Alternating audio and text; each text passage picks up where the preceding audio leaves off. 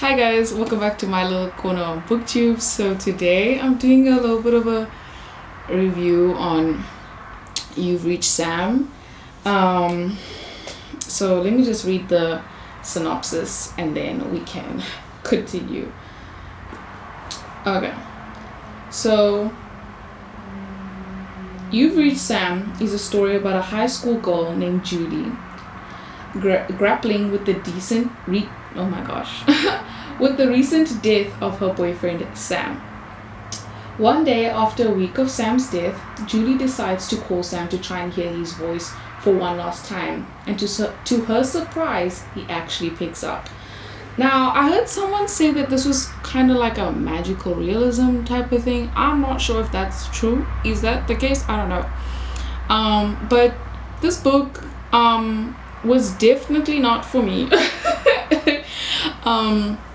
Yeah, I'm assuming it is YA, probably, because I noticed a lot of the people that really liked this book and were crying over this book were in the YA range. I'm 20, so I don't know if I'm still considered in the YA range or if I'm in the new adult range. I don't know anymore.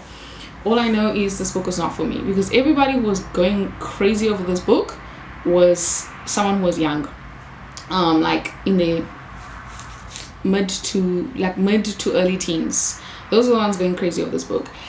And overall, the book was fine. It was okay, because I initially rated this book 3.25 stars, because I was like, oh yeah, it was nice, it was fine, whatever. But then I quickly checked the Goodreads rating system, and my rating was more along the lines of 2 stars, because 2 stars is average, readable. I found it just okay, and it was just okay. It was fine. So I'm noticing that I've been a bit too generous with my with my rating, so I'm trying to sort that out. But anyways, let me tell you why I didn't like this book. It was so frustrating. It was so frustrating. For majority of this book, I was so frustrated. I was reading this book like, so when I started the book, right, already when I watched some videos of people's reading vlogs of the book, people were crying from the prologue, and I was like confused, because I was not crying from that prologue. So sure, it's sad, but like, I'm not crying. I wasn't crying, because this book was sold to me as if I was going to be crying the whole time. I was going to be crying at the end of it, like, oh, it's so sad. No, it was not. I mean, obviously it's sad that's, Julie's boyfriend died, but like, it wasn't like crying worthy sad. Like, guys, I'm noticing whenever TikTok is telling me that I'm gonna cry, I'm probably not gonna cry. Now I don't trust TikTok anymore. TikTok is not trustworthy. Anyway, at least for me, it's not trustworthy for me. I think if you are on the younger side, I think it will definitely tickle your fancy. But anyways, so I was frustrated for majority of this book. For more than 3/4 of this book, I was frustrated, because this whole concept of Julie picking up the phone and like calling Sam the whole time, I was reading this book like, isn't this like, first off, making her think that someone who's dead is now alive? Because that's the way she was behaving. She was no longer using the words that he's dead. She's like, yeah, you're not here anymore. And he's like, yeah, I know. So she no longer wanted to acknowledge that he's dead. She no longer liked the concept of saying goodbye to Sam. She didn't like that concept. She's like, why must I say goodbye? For what? She didn't want to let go of him, even though he's already gone. And this is the kind of stuff, that's why I was frustrated this whole time. I'm like, you can't hold on to someone who's not there. He's already gone. I was just like so frustrated this whole time. And these calls, like, I wasn't sure what to think about these calls. I was like, is this real? Is this not real? I don't know. I was just kind of like just going with the story. I wasn't sure whether it was real, whether it was in her head. It was confirmed that it wasn't in her head when 2 other people could speak to Sam.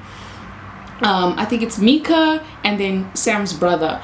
Those 2 could speak to Sam through Julie's phone. So it's confirmed that it's not all in her head. But I don't know what to think about that, because it's so interesting to see also how different people, right? The three people, right, who could speak to Sam reacted differently. Mika, I think, she called Sam, I think, once, and she spoke to him, shocked it was him, and then I don't think she ever called him again. Like, they never had a conversation again. Same with Sam and his brother. Like, they spoke once, never again. Julie, obviously, because the connections between the two of them, they spoke frequently. But it's just interesting to see how the three of them reacted differently to communicating with Sam. Micah not believing that this was Sam at first, so she's asking all these questions that only Sam can answer. Then once she thinks it's Sam, she's going off talking to him, whatever. Never talks to him again. The brother talks to Sam because he thinks Sam hates him because they had a fight, and Sam was like, I hate you. You know, people say things they don't mean when they're angry, so that happened. Cool. Julie, on the other hand, I'm wondering if the whole thing of her, like the whole concept of her speaking to him frequently, is what made her react differently. Because when the book starts off, you see that she's not grieving the way everyone else is grieving. Like, she's like grieving in a manner that most, I think, would consider unhealthy. She's isolating herself from everybody. She's no longer participating in day-to-day activities. She didn't attend the funeral. She didn't attend the memorial. She just blocked out everybody. She no longer spoke to people. She just stayed within her own bubble. And then she wanted to get rid of everything and anything that belonged to Sam. His jacket, all these things, the things he gave her, she put it in a box and she just chucked it out the house. Now, all those things, I don't know, those are all good ways to mourn, but it was realistic. There are some people who mourn like that. So I think the thing that the book did do well is showcasing the different ways in which different people grieve and mourn the death of someone that they love. Micah, whatever her name is, mourned it differently from the way Julie did, and Julie mourned differently than the way Oliver did. And all these people, and the parents, obviously we don't even see much of them, but they probably also mourned differently. All of them mourned differently, so it's nice to see that no one was mourning really the same way. And it was also nice to see the contrast between some people still moving on with their lives, though they have obviously all these things going on within them, of accepting the fact that Sam is dead and how they are supposed to move on with that. And then the whole concept of Julie just like trying to stop everything in her life, not even processing the fact that he's dead, but she's stopping everything and she wants to avoid it. She doesn't even want to talk about it. She didn't even want to talk about Sam. So it wasn't completely a healthy way to mourn. But that does change at the end of the book. By the end of the book, we do see her thinking about Sam and no longer wanting to block out the thoughts of Sam. We see her thinking about him and smiling about it, going, hey, you know what? I think about him all the time, and that's okay. Because he was a huge part of her life. They dated. They were together for like 3 years. So makes complete sense. So overall, this book was really frustrating. The writing was fine, but it does seem to have, impacted the younger audience the way it was supposed to impact the younger audience. So I guess in that way, you did a good job, author. But I think maybe for an older audience, like late teens, early 20s and on, I don't think you're gonna like this book. So I think if you are 19 and older, maybe don't give this book a read. You're not gonna like it. Maybe if you're even 18, I don't know. Maybe if you're 18 plus, don't read this book. You're not gonna like it. I don't think you will. Because, or if you're 18 and older and you've read a couple of books before, and you have certain expectations, because the cover is gorgeous. The cover is absolutely gorgeous. But don't let the cover fool you. Okay? Don't let the cover fool you. For those of us who are older, this is not going to be 5 stars. So yeah, and a lot of the time when I was reading this book, I kept waiting for something to happen.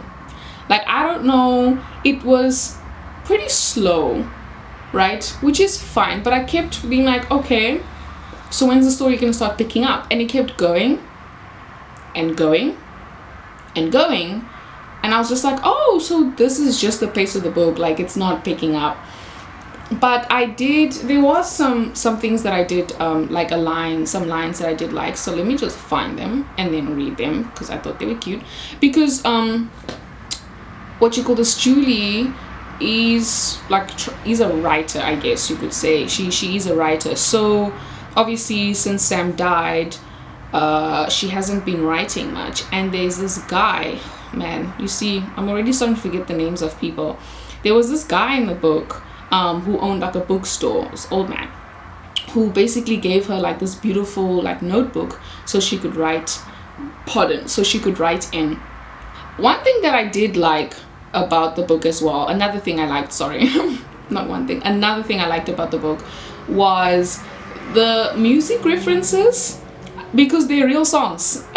So literally as certain like music references were popping up, I went and I went and found like the songs and listened to them as I'm reading the chapter where the book is being spoken about. So that was really cool. Maybe that's also why I was rating it like 3.25, because of the music. So I started like listening to the music that was mentioned and I really liked it. And then I also, what was it called, then I started listening to the band Screaming Trees, and I was like, oh, this is interesting. Okay, this is definitely music of its time, but it's actually, I don't hate it, I actually like it. So that was quite interesting. That was really interesting to see.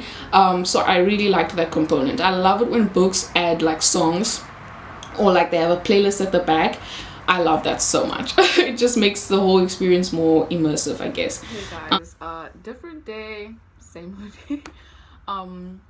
You know my camera, she loves to cut me off while I'm talking. So this is the end of the video. Thank you so much for watching. I hope you enjoyed it. I hope you liked my review. And don't forget to like, comment, subscribe, do all the YouTube things. And I'll see you in another video. Bye guys.